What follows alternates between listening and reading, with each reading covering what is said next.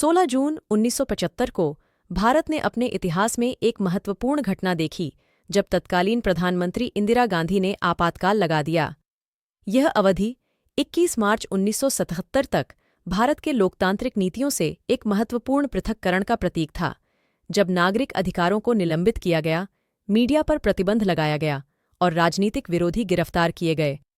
आपातकाल की घोषणा आंतरिक अशांति और राष्ट्रीय सुरक्षा के खतरे के आधार पर की गई थी। इसने सशक्त केंद्रीय अधिकार की स्थापना की, जिससे व्यापक विवाद देशीय और अंतर्राष्ट्रीय स्तर पर हुआ। यह कदम भारतीय लोकतंत्र के खिलाफ एक चुनौती माना गया और मौलिक अधिकारों और स्वतंत्रताओं पर सवाल उठाया।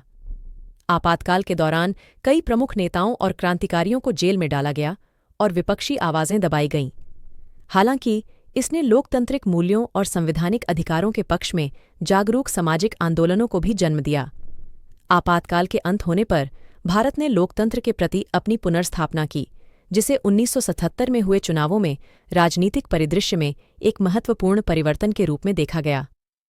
आपातकाल की धरोहर भारतीय इतिहास में विवादास्पद रही है। यह देश की लोकतांत्रिक अवधारणाओं को सुरक्षित करने और संवैधानिक मूल्यों और नागरिकों के लिए स्वतंत्रता और न्याय के सिद्धांतों की रक्षा करने की महत्वपूर्ण जरूरत की याद दिलाती है। इसने राष्ट्रीय सुरक्षा और नागरिक अधिकारों के बीच संतुलन पर चर्चाएं उत्पन्न की और भारत में शासन और लोकतंत्र के विषय में वार्षिकी को रचा।